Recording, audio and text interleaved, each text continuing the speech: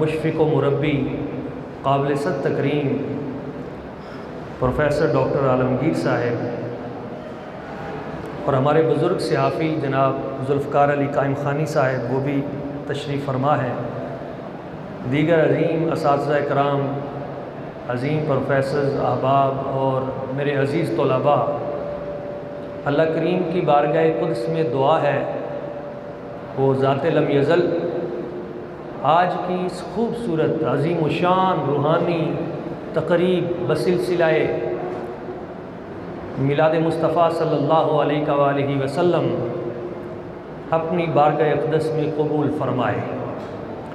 جس حسن انتظام اور حسن انصرام سے آج کی اس خوبصورت محفل پاک کو سجایا گیا ہے، میں صمیم قلب سے ادارہ حاضہ کے پرنسپل صاحب ان کو اس پہ مبارکباد پیش کرتا ہوں، اور طلباء کو بھی میں اس بات پہ خراج تحسین پیش کرتا ہوں کہ عمومی طور پہ میرا مختلف اداروں میں جانا ہوتا ہے، تو چونکہ وقت کافی گزر چکا ہے، مگر جس سنجیدگی اور جس ادب و احترام کے ساتھ یہاں طلباء بیٹھ کر اس پروگرام کو سن رہے ہیں وہ لائق صد تقلید ہے۔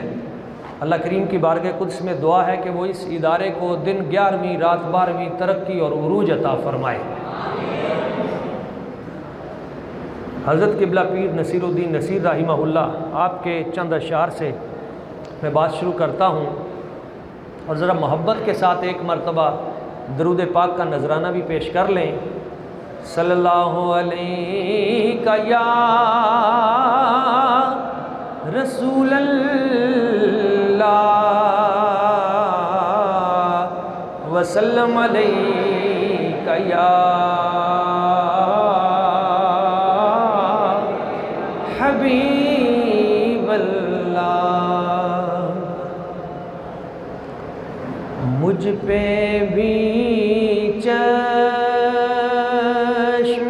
کرم ہے میرے آقا کرنا، مجھ پہ بھی چشم کرم ہے میرے آقا کرنا، حق تو میرا بھی ہے رحمت کا تقاضا کرنا، حق تو میرا بھی ہے رحمت کا تقاضا کرنا، میں کہ ذرہ ہوں مجھے وسعت صحرا دے دے، میں کہ ذرہ ہوں مجھے وسعت صحرا دے دے، کہ تیرے بس میں ہے قطرے کو بھی دریا کرنا، کہ تیرے بس میں ہے قطرے کو بھی دریا کرنا۔ اور حضور کی سیرت کیا ہے؟ تو کسی کو بھی اٹھاتا نہیں اپنے در سے، تو کسی کو بھی اٹھاتا نہیں اپنے در سے، کہ تیری شان کے شایان نہیں ایسا کرنا، کہ تیری شان کے شایان نہیں ایسا کرنا۔ اور آپ کی کہ سبحان اللہ کچھ مجھے سنی تو ہے، مگر 4 سال قبل جب میں آیا تھا تو ابھی بات وہاں تک پہنچی نہیں۔ تو یہ شعر سنیے گا، یہ تیرا کام ہے اے آمینہ کے در یتیم۔ حضور یہ آپ ہی کر سکتے ہیں، یہ تیرا کام ہے اے آمینہ کے در یتیم، ساری امت کی شفاعت تن تنہا کرنا، ساری امت کی شفاعت تن تنہا کرنا۔ اور بھائی اعظم سہیل ہارون صاحب بیٹھے ہیں، بڑے عظیم شاعر ہیں، تو یہ شعر اس کی نزاکت دیکھیے گا، یہ تمنا محبت ہے کہ اے داور حشر، اے حشر کے مالک، اے اللہ کریم، قبلہ ڈاکٹر نعیم گمن صاحب، یہ شعر دیکھیے گا کیا بات، یہ تمنا محبت ہے کہ اے داور حشر، فیصلہ میرا سپرد شہبت ہا کرنا،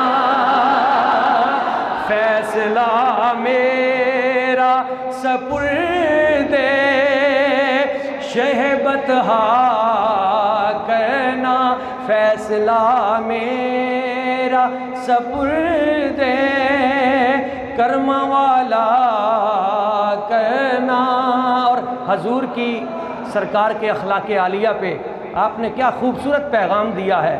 آج کی اس محفل پاک میں یہ پیغام بھی ہے کہ دشمن آ جائے تو اٹھ کر وہ بچھانا چادر، دشمن آ جائے تو اٹھ کر وہ بچھانا چادر، حسن اخلاق سے غیروں کو بھی اپنا کرنا۔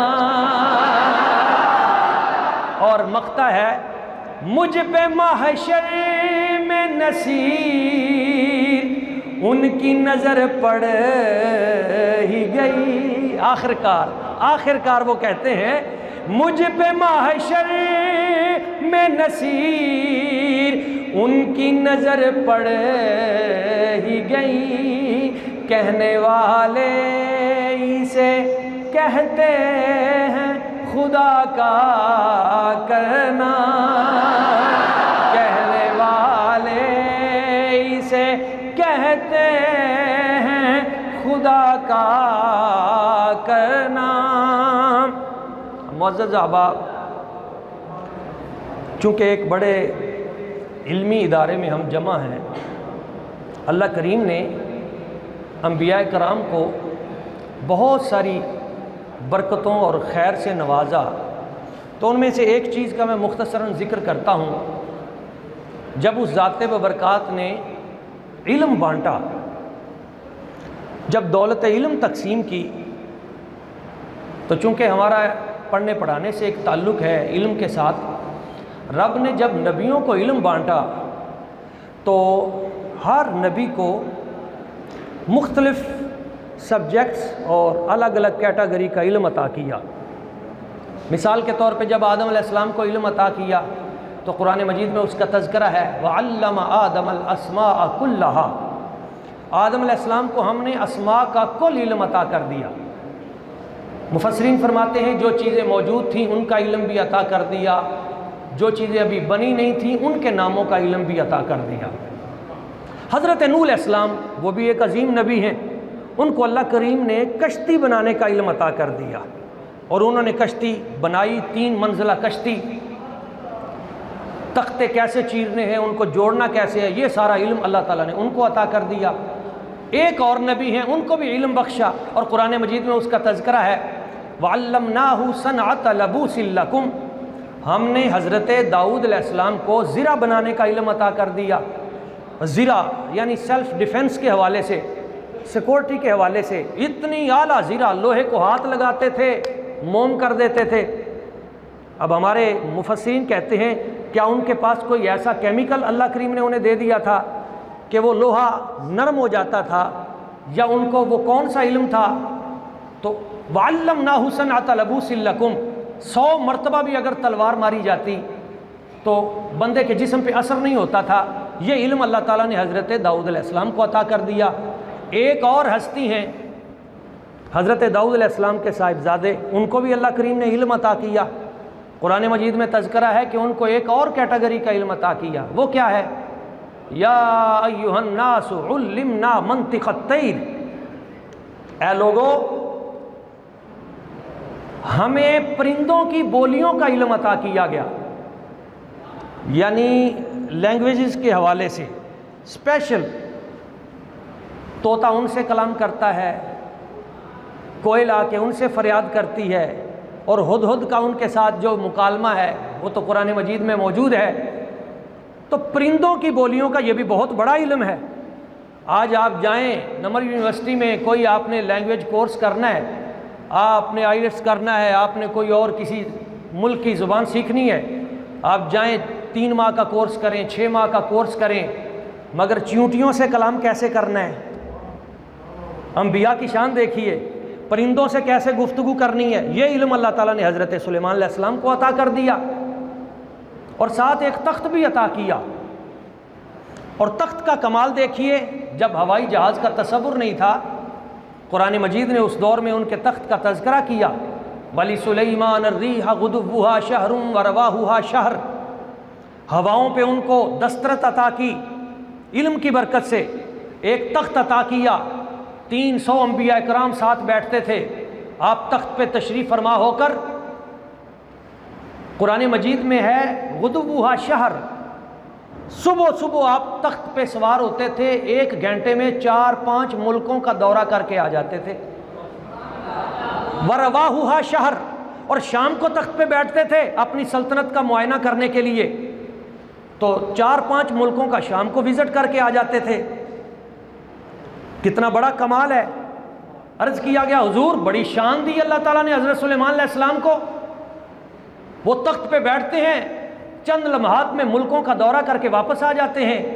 میرے آقا کریم صلی اللہ علیہ وآلہ وسلم، حضور نے فرمایا، صحیح مسلم شریف میں ہے، ان اللہ زوالی الارض، حدیث صحیح ہے سند کے اعتبار سے بھی اور غیر مجروح ہے، ان اللہ زوالی الارض فرأیت مشارقہا و مغاربہا، ہمیں تخت پہ بیٹھ کر جا جا کے دیکھنے کی ضرورت نہیں پڑتی، مسجد نبوی کی چٹائی پہ بیٹھ کر ہم مشرق بھی دیکھ رہے ہوتے ہیں، مغرب بھی دیکھ رہے ہوتے ہیں۔ یہ میرے آقا کی شان ہے۔ مشارق و مغارب میں ان کے تذکرے کل بھی جاری تھے، آج بھی اسی طرح جاری ہیں۔ اس لیے پنجابی کا ایک شعر میں اکثر پڑھا کرتا ہوں کہ عرشاں فرشاں تے چرچے در یتیم دے، عرشاں فرشاں تے چرچے در یتیم دے، رتبے نے آلہ سب تو مدنی کریم دے، بھی رب نے جد ونڈا پائیاں، رب نے جد ونڈا پائیاں، اے محفلاں ساڈے ہی سے آئیاں۔ قبلہ جاوید احمد صاحب، ان کی تو بچپن سے ہی میں ان کی شفقتیں سمیٹتا رہا ہوں سر کی، ان کی بڑی کرم نوازیاں ہیں۔ یہ واقعی یہ ونڈ والی بات ہے، کیونکہ حضور فرماتے ہیں، صحیح بخاری کی حدیث ہے، آپ لاہور سے آئے ہیں، ایسے نہیں آئے، یہ چنیدہ لوگ ہیں، چنیدہ لوگ ہیں۔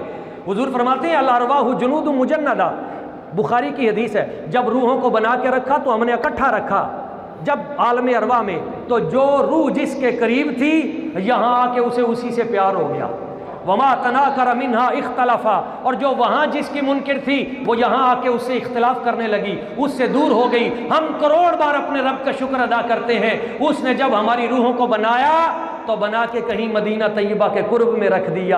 اور اگلی بات اس سے بھی اعلیٰ ہے، حضور فرماتے ہیں جو وہاں جس کے قریب تھا وہ یہاں دنیا میں اس کے قریب ہے، یہاں اسی کا ذکر کرتا ہے، اسی کے نعرے لگاتا ہے، اسی سے اظہار محبت کرتا ہے، اور جو یہاں دنیا میں جس سے اظہار محبت کرتا ہے جب قیامت والے دن اٹھے گا، المرء مع من احبہ، جو جس سے پیار کرتا ہے قیامت والے دن اسی کے ساتھ اٹھے گا۔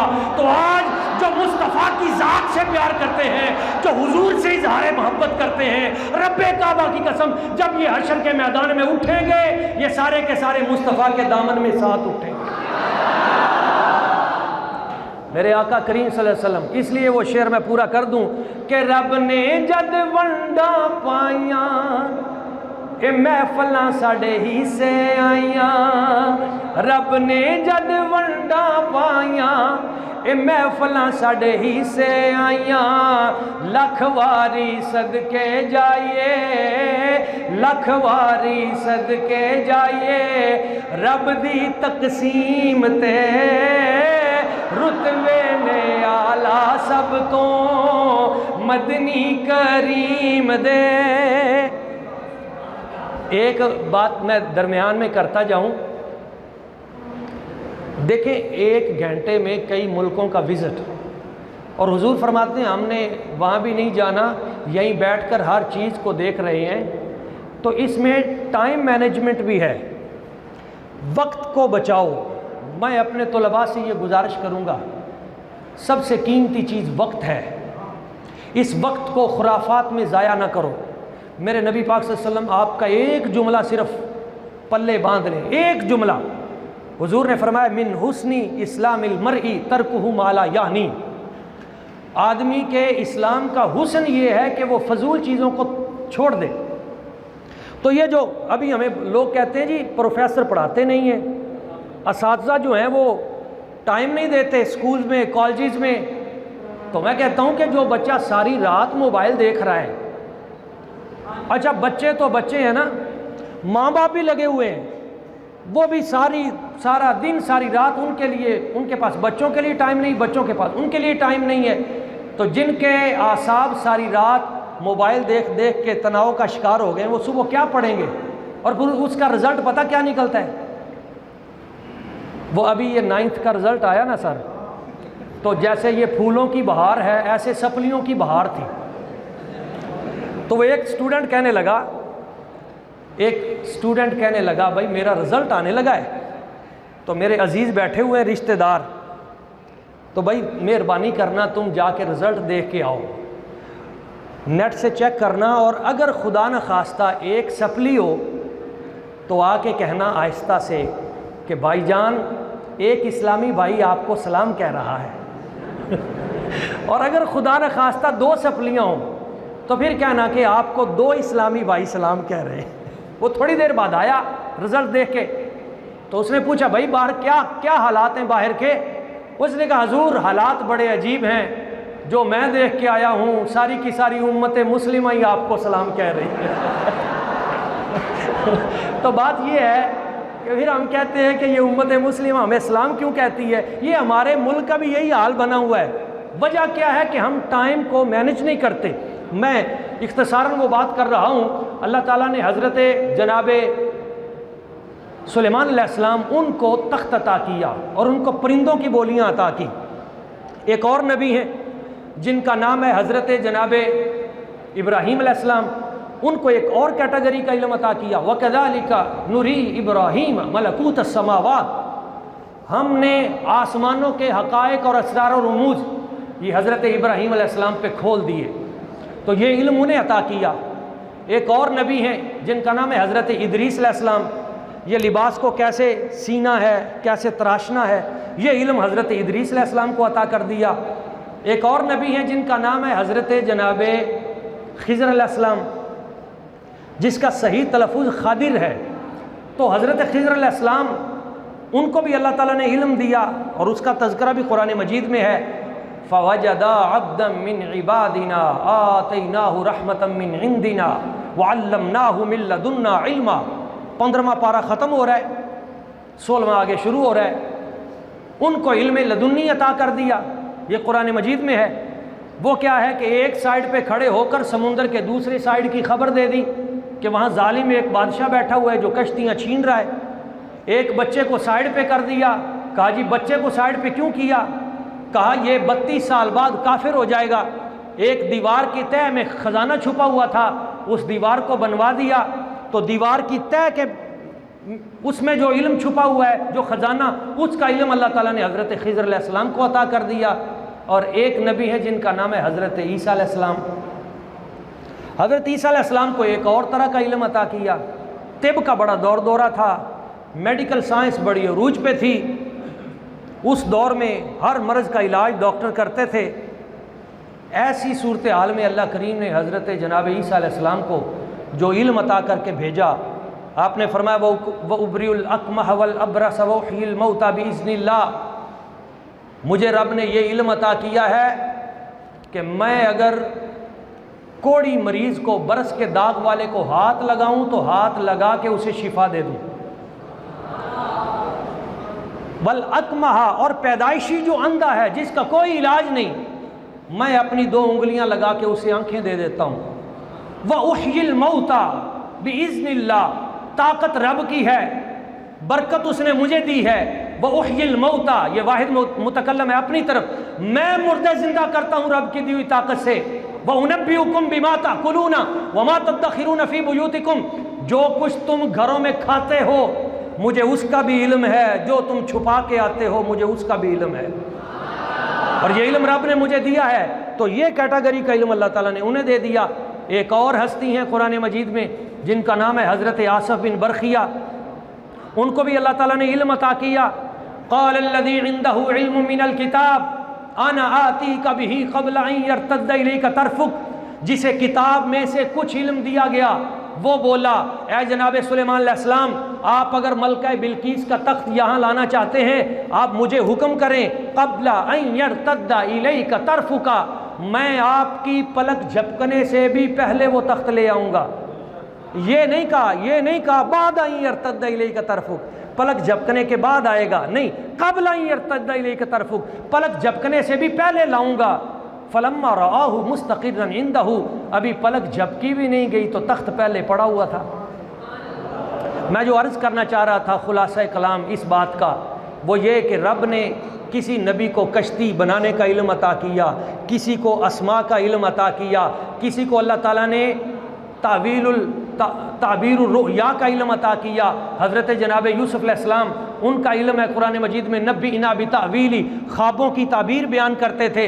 حضرت یعقوب علیہ السلام کے علم کا تذکرہ ہے، وہ پیش گوئی کا علم اللہ تعالیٰ نے ان کو عطا کیا۔ کسی نبی کو اللہ تعالیٰ نے سمندر کے دوسرے کنارے کا علم عطا کیا، کسی نبی کو اللہ تعالیٰ نے آسمانوں کا علم عطا کیا، کسی نبی کو زمین کی تہ میں جو خزانہ ہے اس کا علم عطا کیا، کسی نبی کو اللہ تعالیٰ نے گھروں کی خفیہ خبروں کا علم عطا کیا۔ مگر جب باری آئی اپنے حبیب کی، جب باری آئی مصطفیٰ کی، کریم آقا صلی اللہ علیہ وآلہ وسلم حضور کی، تو اللہ کریم نے یہ نہیں فرمایا حبیب ہم نے آپ کو صرف اسماء کا علم دیا، یا صرف کشتی بنانے کا علم دیا، یا صرف لباس سینے کا علم دیا، یا صرف آپ کو جب علم عطا کیا تو ہم نے صرف زرہ بنانے کا علم عطا کیا، یا صرف پرندوں کی بولیوں کا علم عطا کیا، یا صرف ہم نے گھروں کی خفیہ خبروں کا علم عطا کیا، یا دیوار کی تہ کی خبر دی، بلکہ اسلوب قرآنی بدل گیا اور اللہ کریم نے ارشاد فرمایا وَعَلَّمَكَ مَا لَمْ تَكُنْ تَعْلَمْ وَكَانَ فَضْلُ اللَّهِ عَلَيْكَ عَظِيمًا۔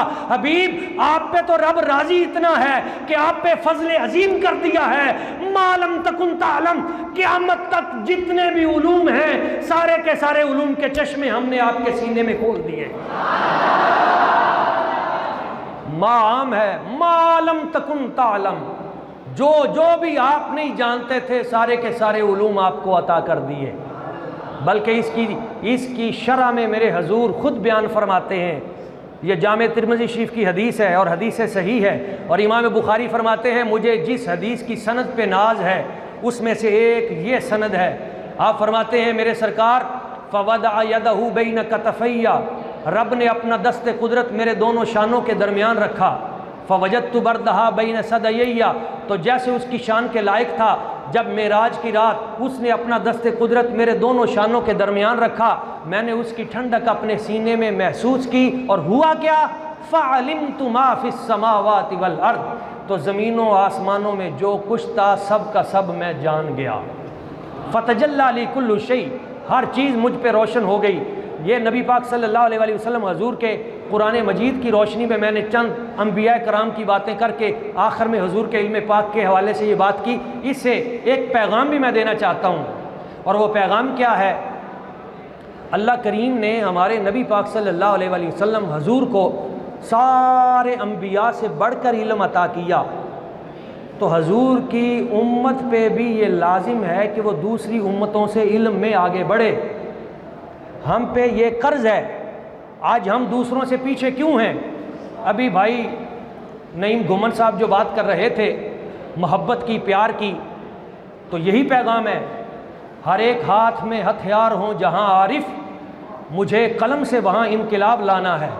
علمی طور پہ آگے بڑھیے، تحقیقی طور پہ آگے بڑھیے، اور پھر دوسری بات وہ اصلاح کے حوالے سے بڑی توجہ کے ساتھ سنیے گا۔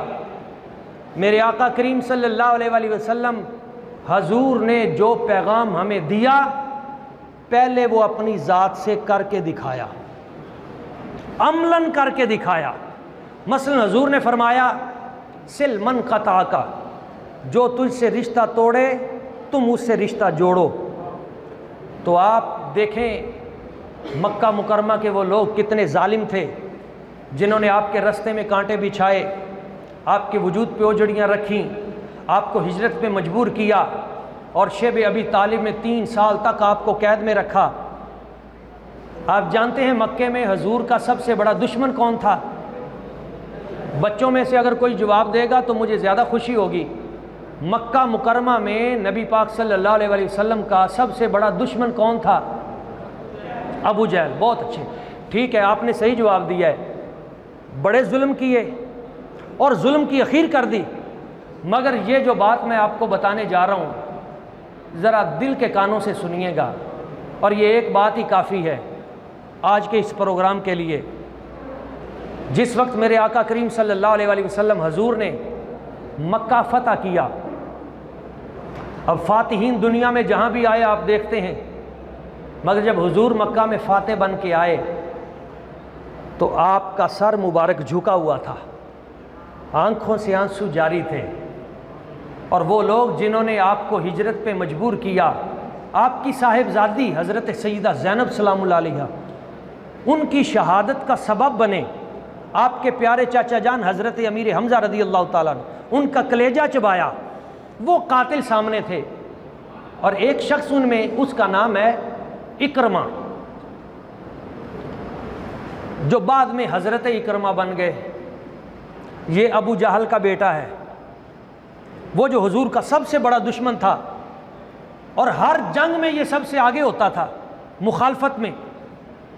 جس وقت مکہ فتح ہوا، اکرمہ نے اپنی بیوی سے کہا، اس کی بیوی کا نام تھا ام حکیم، بیوی سے کہنے لگا اور تو شاید کسی کو معافی مل جائے، پر ہم تو خاندانی دشمن ہیں، ہم نے تو زیادتی بڑی کی ہیں نبی پاک صلی اللہ علیہ وسلم آپ کی ذات کے ساتھ، آپ کے اہل بیت اطہار کے ساتھ بڑے ظلم کیے ہیں، تو مجھے معافی نہیں ملے گی، اس لیے میں تمہیں وصیت کرتا ہوں کہ اب میرے لیے بھاگنے کے سوا کوئی رستہ نہیں، میں جا رہا ہوں ملک چھوڑ کے، یمن جاؤں گا، وہاں اپنی زندگی گزار لوں گا، تمہاری زندگی اب تم جیسے تمہارا دل کرے ویسے جی لینا۔ یہ کہہ کر اکرمہ بھاگ گیا، مکہ چھوڑ کر نکل گیا۔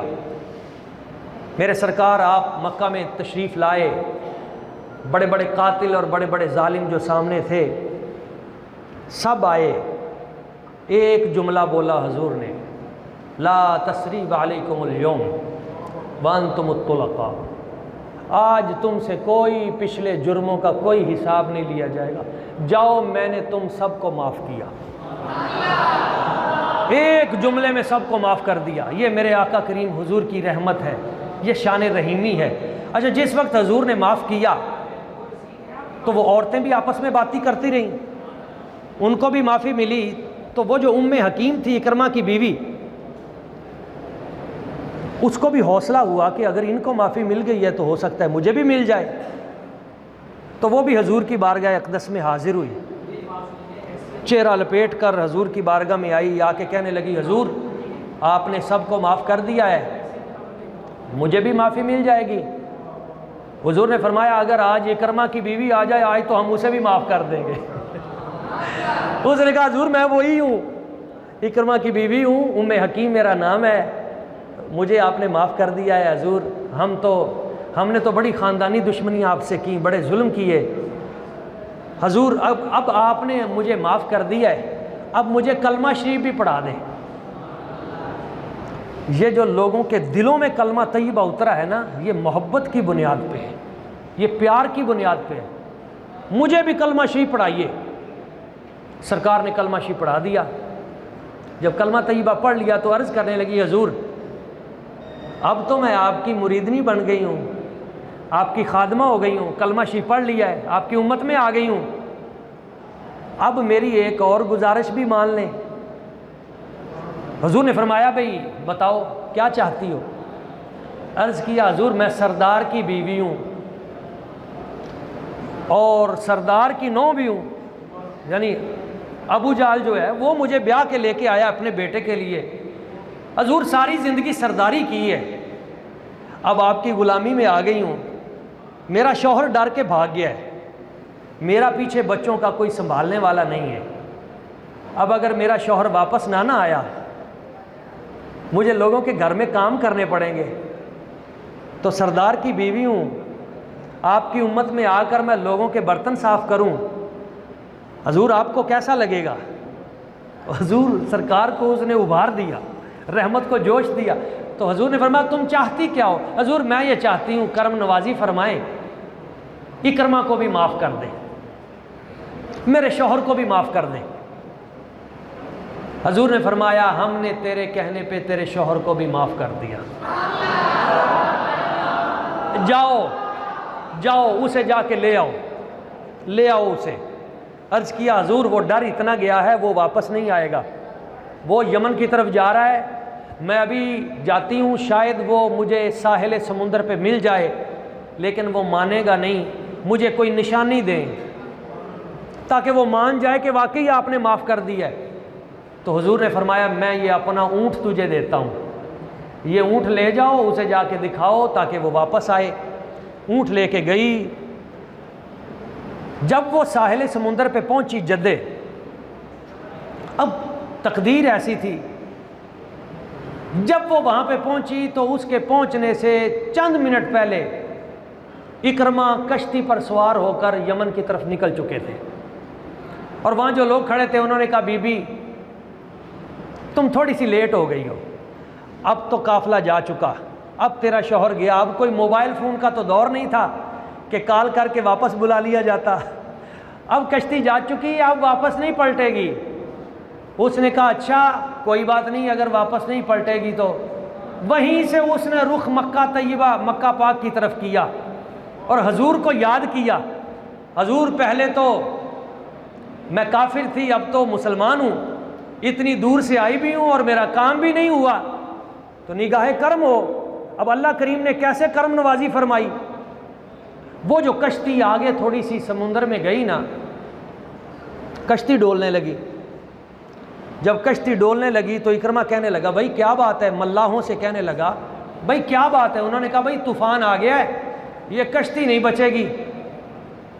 اس نے کہا کوئی بچنے کا رستہ؟ تو ملاحوں میں بھی کوئی اچھا بندہ تھا، اس نے کہا بچنے کا ایک ہی رستہ ہے ورنہ کشتی ڈوب جائے گی۔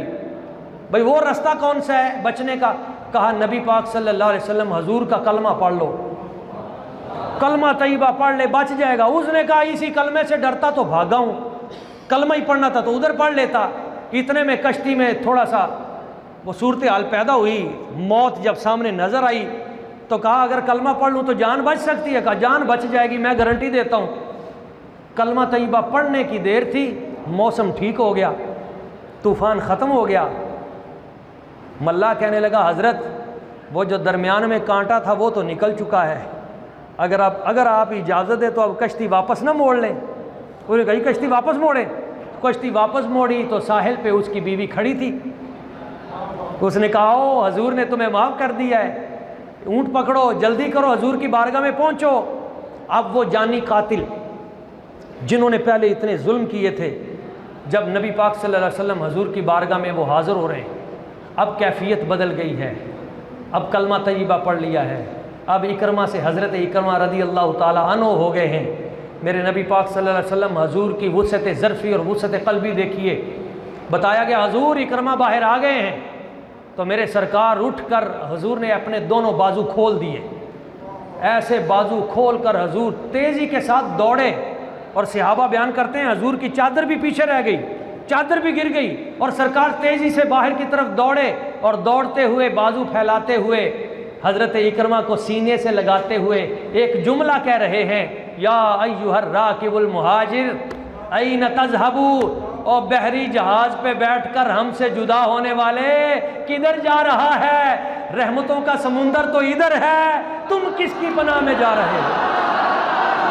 حضور نے سینے سے لگایا، سارا کام سیدھا کر دیا، کرم نوازی فرما دی، معاملات سیدھے کر دیے۔ حضرت اکرمہ رونے لگے، حضور نے پوچھا اب کیوں روتے ہو؟ عرض کیا حضور ساری زندگی آپ کے خلاف جنگیں لڑی ہیں، روتا اس لیے ہوں، اب میرے لیے دعا کرو، اور دعا یہ کرو جتنی جنگیں میں نے اسلام کے خلاف لڑی ہیں، اب دعا کرو میں اسلام کے حق میں اور آپ کے دفاع میں اتنی ہی جنگیں لڑوں، بلکہ اس سے دگنا جنگیں لڑوں۔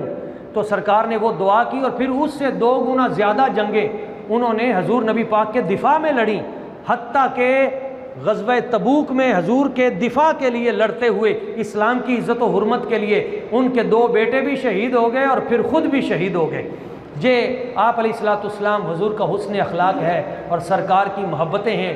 اس دور میں آج ضرورت اس امر کی ہے کہ ہم پھر سے حضور کی ذات و برکات کے ساتھ جڑ جائیں، آپ کی تعلیمات کے ساتھ جڑ جائیں، اور وقت جیسے جیسے آگے جا رہا ہے حضور کی تعلیمات مزید تابندہ ہو کر ہمارے سامنے آ رہی ہیں۔